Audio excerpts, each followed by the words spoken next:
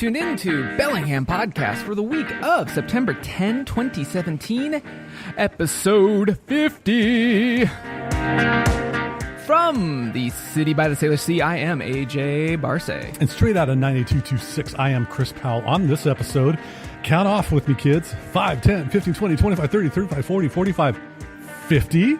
Great googly moogly. It's our 50th podcast. We'll take a look back at the first 50 episodes and look forward to Tech That Caught Our Eye and Unscripted Insights. Strike up the band. Pop those champagne corks. Everybody have fun tonight. Everybody Wang Chung tonight. This is the Bellingham Podcast. Everybody was podcast foo fighting. Quack, quack, quack, quack. How you doing, AJ? Doing good, Chris. How are you doing? To get it on. Yeah, cheers. Ching, ching. There you go. We just right. clinked for our 50th episode. Congratulations, amigo. And let's take this time right now, just get it out of the way.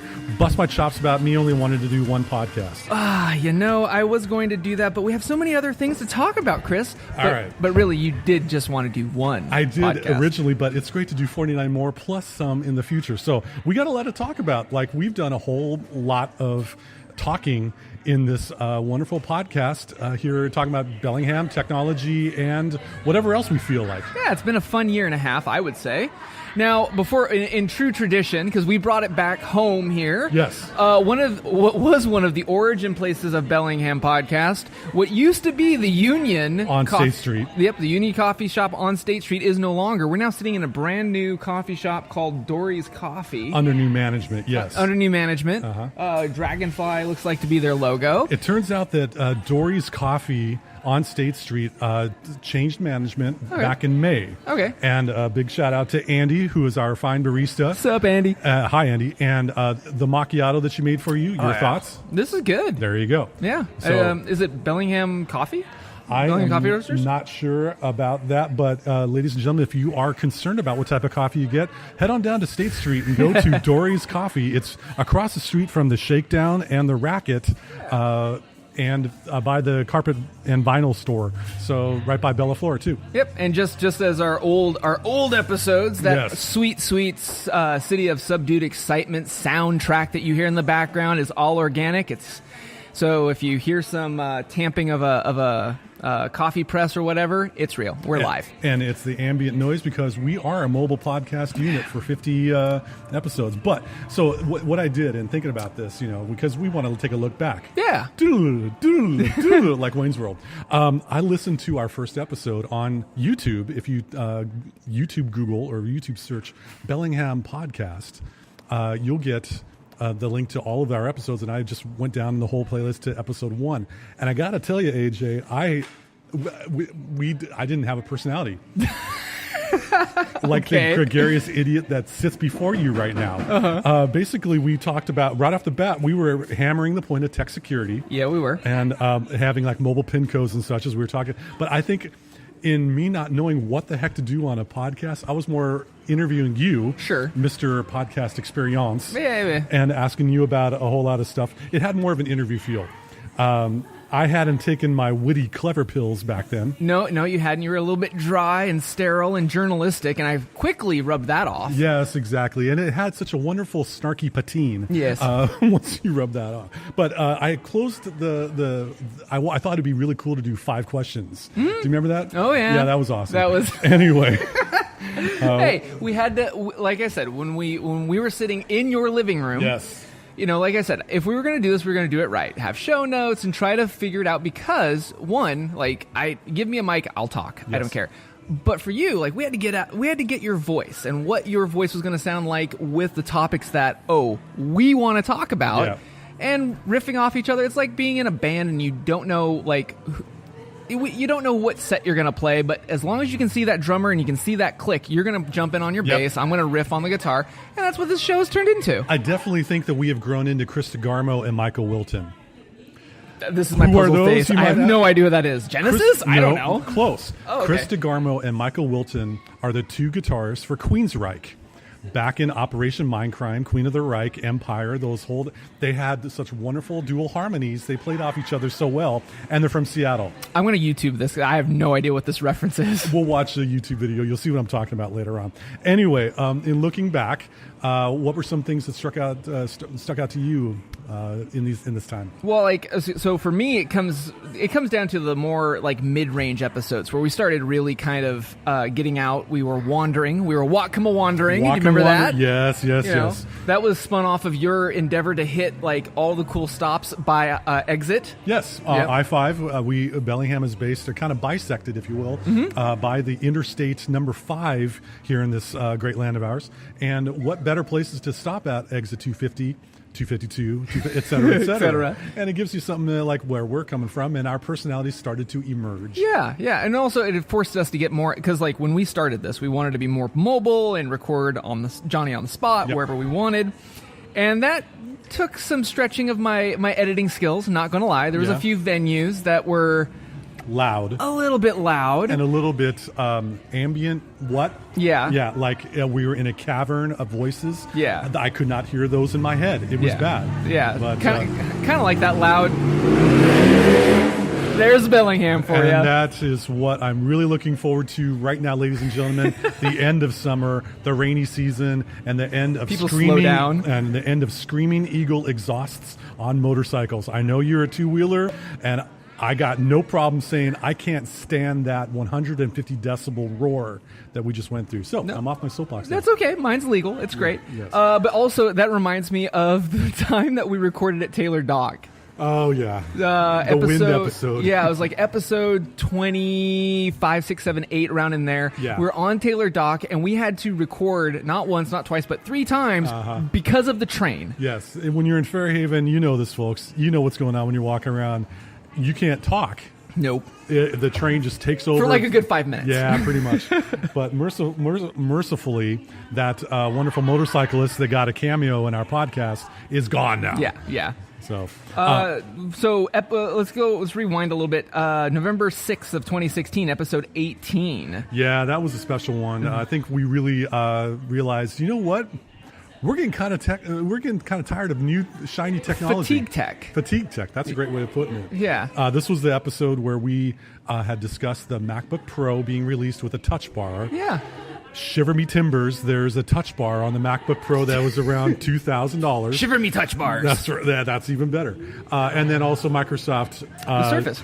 The Surface Studio, which is greater than a used car in price. Yeah. In some cases. So yeah, episode 18 was kind of a kind of in Back to the Future, where George McFly finally got tired of Biff, and you could see his fist kind of forming, and he decked Biff. Yeah. We're decking technology in episode 18. Well, and that was funny because like building up to this, we'd always kind of said from the beginning, like BPM was going to be pivotable, like we can talk about gear, EDC, tech, but we never wanted to be news. No. Like there's enough echo chamber, more news and views in your home, a city of subdued excitement. Like that's been the sketch all the time, right? Yeah. And that one, we kind of were like, okay, let's do a unbiased piece, pro and con, the Mac versus hi, I'm a Mac, hi, I'm a PC, what we like, what we don't like. And then ever since 18, we've slowly kind of been distancing ourselves a little bit. I don't know if you've noticed that in our shows. Like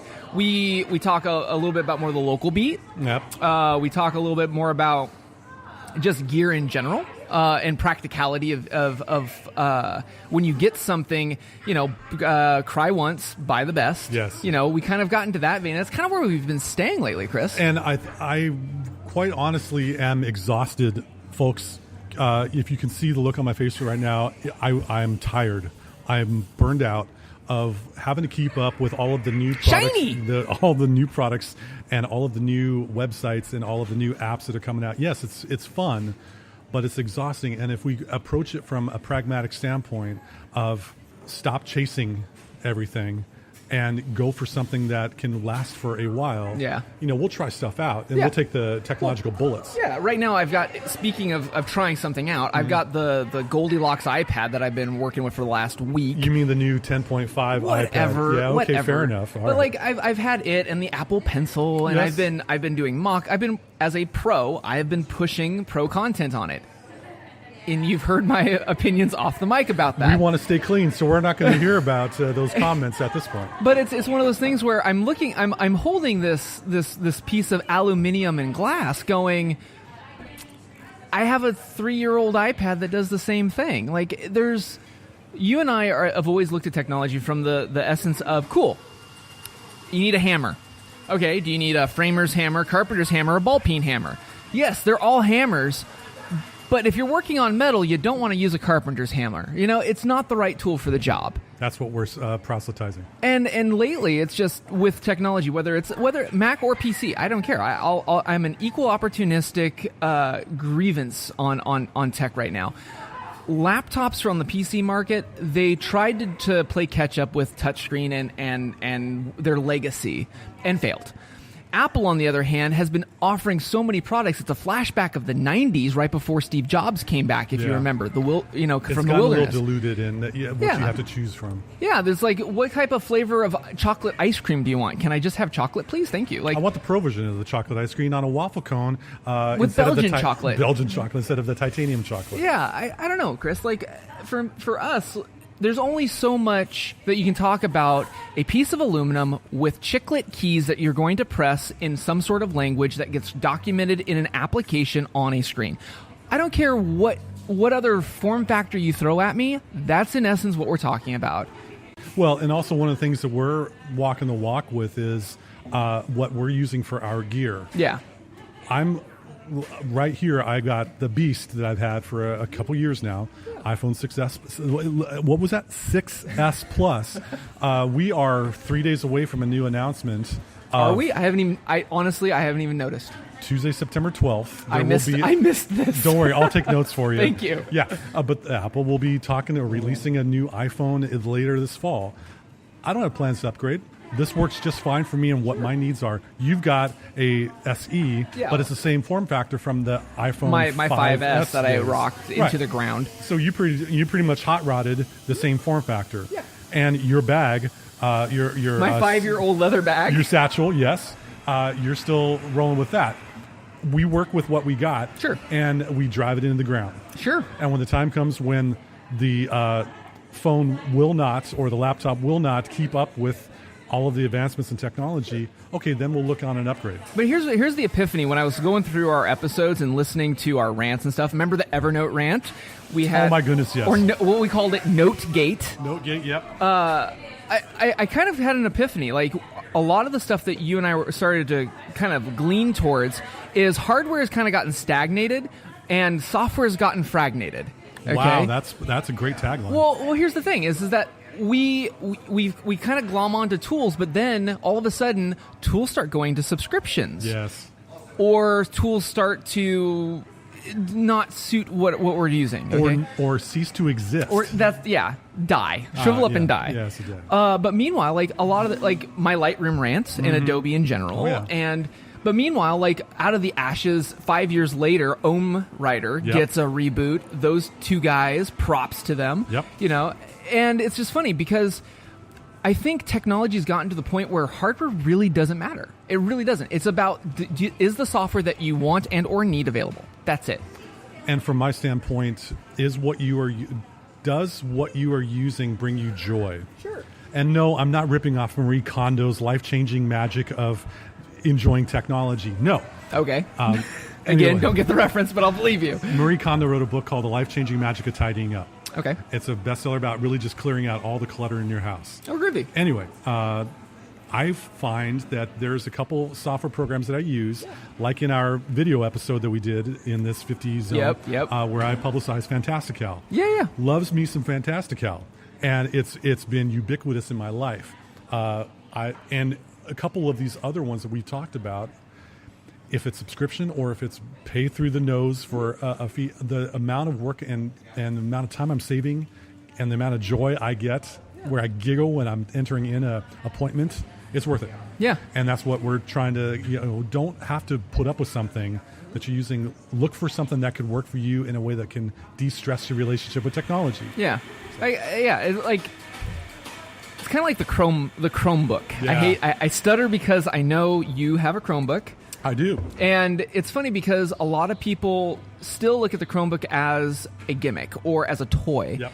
But realistically, for 250 bones, if all you need is the Google search engine and you need Google Apps, why not? Well, and it's also great way to not have to worry about a lot of things. Sure. You don't have to worry about that. We can talk about Chromebook stuff later. But again, like that's where I'm getting back to my thesis here of hardware really doesn't matter. Like whether you rock Android or if there is a Windows phone still, Windows or iPhone or whatever, if it gets you to happy hour sooner, yes, it's an effective tool. I like it.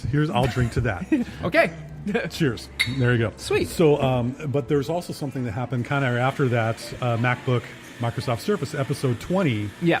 Was when we finally had an opportunity to be not just online, but on the airwaves with the Museum of Radio and Electricity's radio station, KMRE. 102.3 FM. Low power. Community radio. Here in Bellingham, Washington. In the heart of Bellingham. That's yeah. right. And so we were blessed enough to be able to Two time slots. Thank you very much. Thursdays at 9 a.m. and Saturdays at 1:30 p.m. As if you're listening to us on the radio, in your car, or at home, hello. And thank you. Yeah, and thank you for listening. But yeah, what a wonderful thing that we've had 30 episodes or so, give or take, with a local radio station here in Bellingham. Yeah, that was really cool. And our listener base from there expanded exponentially. It was a wonderful thing to have you come in, as we got syndication. Syndication? That's great. But no, actually it kind of helped out in another way also because we would go 45 or 50 minutes. Yeah. And with this wonderful radio station, we have a half-hour time slot. And so now we need to be able to get to the point, and talk about what matters, and a little more editing on your part. But. Not so much. Like we've gotten it down pat where we'll cut an episode, ladies and gentlemen, and when I get it into studio, we're maybe at 35 minutes. I have to cut like 5 minutes out, which is usually the clicks and the bacon in the beginning. Yes. And some trail ends in between, like when we jump segments, sometimes we cough or we got to get more coffee or whatever. But honestly, Chris, you and I've got it down pat. We could talk for 30 minutes pretty successfully in one or maybe two takes if it all goes give or take a train or a loud motorcycle. Yeah, exactly. That's right.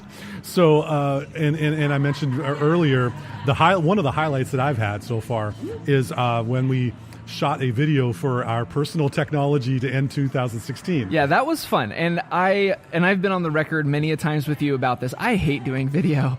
I hear you. It's 2 weeks of my life where it's like I don't remember what happened those 2 weeks. And that's why I don't ask a lot of video from you. Yeah, like it's a feat. Like a lot of people forget, to be a YouTuber, there's a lot of work if you're a one man or one woman shop. Absolutely. So I may trust me, folks. I'm going to work on him this fall season. We might be able to do, and I'll try to convince him to do another video to end 2017. I'm going to need another macchiato. Yeah, I'll get you a macchiato. I'll get you like 3 of them or something like that. But anyway, so we've had some good podcast episodes and some special features in there as well.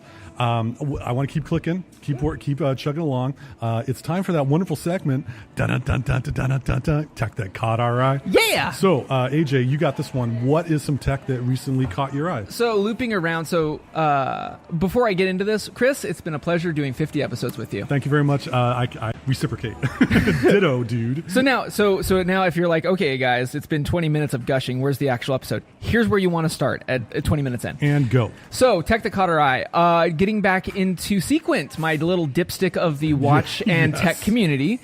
So you may remember I mentioned this. This is the analog meets tech smartwatch. So you have a mechanical movement that also can do your heartbeat tracking and all that other jazz.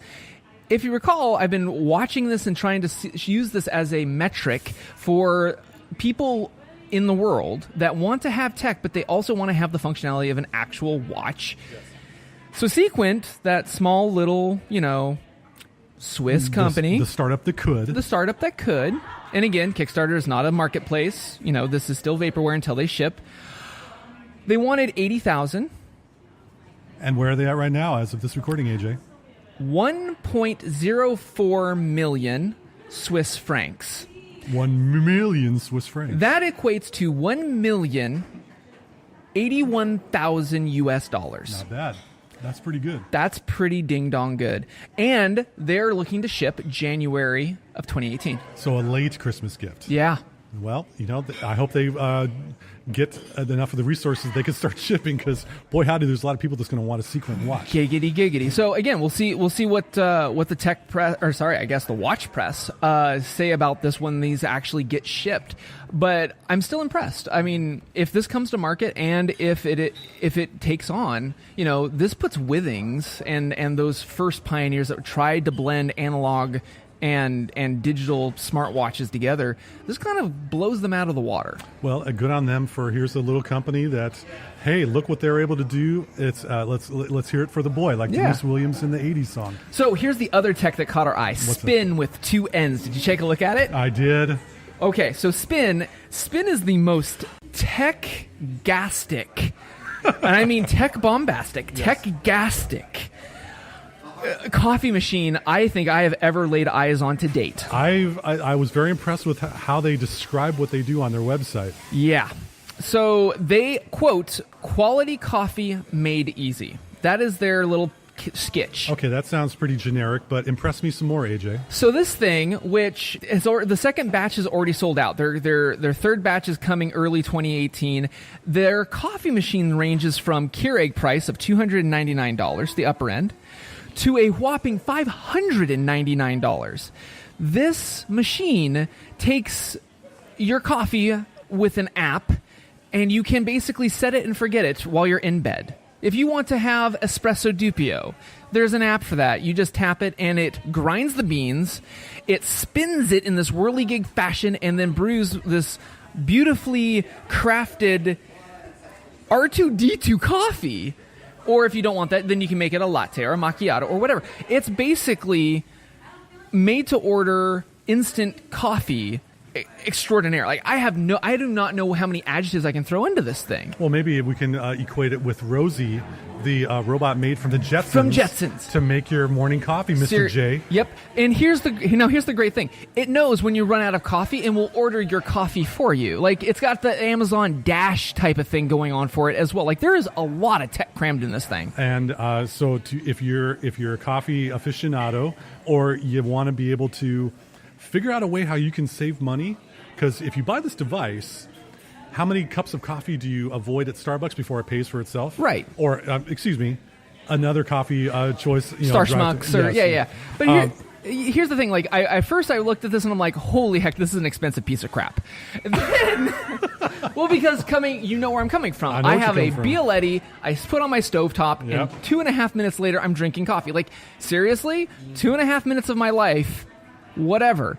This thing, at first, that was my gut reaction. Then I looked at this going, okay, I'm going to take myself I'm going to be a little bit more objective. I'm sitting in bed.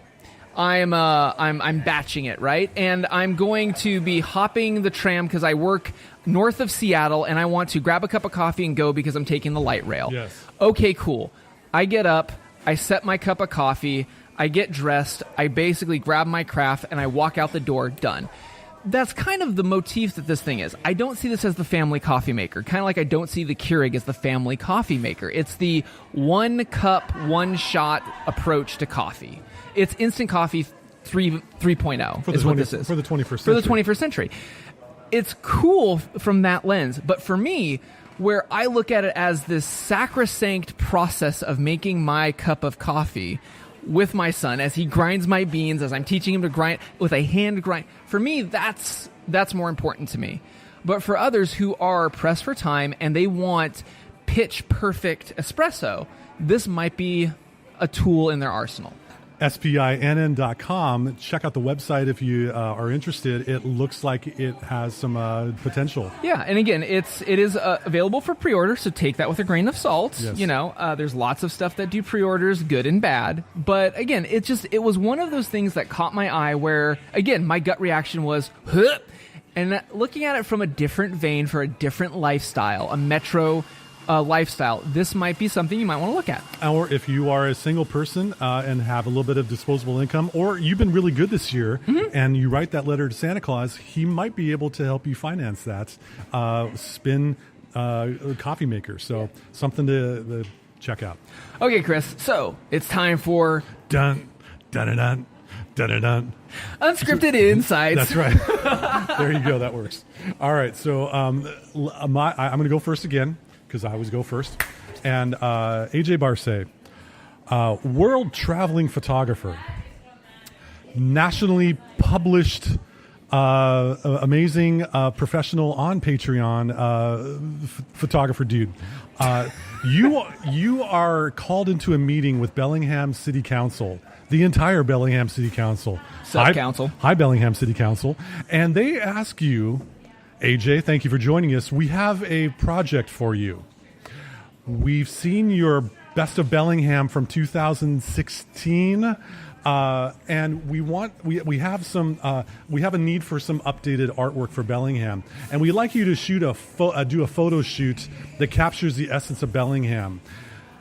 And your response would be, "Oh, thank you for the offer. I plan on shooting ... So funny that you should say that. One of the things that I've done, and I continue to do, is I do a long exposure of a quintessential part of a city when I go to it. So I've done it for Portland. I've done it here I just released this photo. This is probably what I'm guessing probably led you to this question. I will not reveal my sources. Okay, well, I released on Patreon and now publicly viewable a long exposure I did of the Herald building and the story behind it of how I almost got clipped on the corner. But I would probably want to try to do a long exposure of Bellingham, but from the air. Maybe getting a helicopter involved and doing something like that, because what's cool about a lot of the scenes that I've seen in Bellingham and a lot of the historic art, you can get drones can give you a little bit sketchy. I would want to do it proper out of a helicopter and shoot basically from the Salish Sea back towards Bellingham and try to do it in a way that's either at dusk or nautical hour, just as the sun kind of goes at the horizon. I think that'd be kind of cool, and do that with something large and in charge, because the city council would be hooking me up. I would get something like a Hasselblad, a medium format camera that pushes like 50, 60 megapixels. This thing could be blown up to the size of a building. All right, Bellingham City Council. Now you got your info. Anyway, thank you very much. Yeah. So Chris, here's mine. Hit me, baby. So, well, yours is on a positive note. Even though that's so morbid, so I've been like framing mine in like the perception of like morbidity for you. Hit it. So, Chris, the news came in the mail. You have a debilitating condition. Yes. And you literally, it is going to be pronounced in 14 days, you will die. Okay. There is no takebacks. There is nothing that can stop it. In those 14 days, and you cannot pick, you're going to spend it all with your family, because you're like me, you would just default, I'm just going to do everything with my family. If you had 14 days to live, where in the world would you go and why?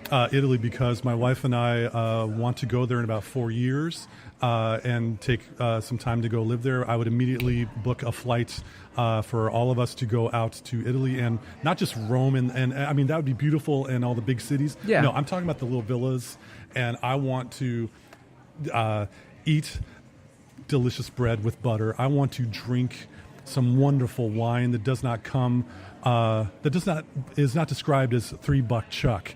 I want to talk with people that are not speaking English. I want to experience the Italian countryside, and then I want to meet my Heavenly Father. So there is a hook to my question. Yeah. Because there's a tech aspect to this. Mm-hmm. So now, with all that said and done, how would you want it captured and preserved for your family to remember you? Probably a well-taken photograph, because that photograph with the digital print, that can be stored up on the cloud in perpetuity, but printed out so that's on a wall in our house, and plastered all along Meridian Street. I'll take care of that. As drivers I'll spend can go by. $1.50 There you go. and print out all of them on crappy Xerox printers. Long live Chris. That's right. No, I think a wonderfully framed photo That's just the perfect lighting, the nautical magic hour, whatever you were describing earlier. That with the family, and just you catch my good side, and that's all I care about. Cool. I don't care about the whole video and getting the iPhone video. That's Snapchatting it, your life. You know, my daughter loves Snapchat, and that's okay. I understand where she's coming from and how that helps with her social life, but I freaking hate Snapchat. Makes two of us. Okay. No, that's cool, Chris. I just that was my sketch for the unscripted, baby. You got the full, raw, unedited response. So let's wrap up the show. Let's do that. So thank you again for listening to Chris and I for 50 episodes. Yes, thank you very much. We greatly appreciate it. If you're listening to us on iTunes, on SoundCloud, on Spreaker, you know the sketch. We say this every episode. Thank you so much for rating and reviewing us and listening to us every week, pretty much every week, because that's about when we record. If you're in the Bellingham area, you've probably listened to us twice a week on KMRE 102.3 FM. Low power community radio here in the heart of the city of subdued excitement. No hooks and no publicity or anything like that. Thank you so much, everyone. I'm AJ Barce. And I'm Chris Powell. We'll see you for episode 51 coming up soon on Bellingham Podcast.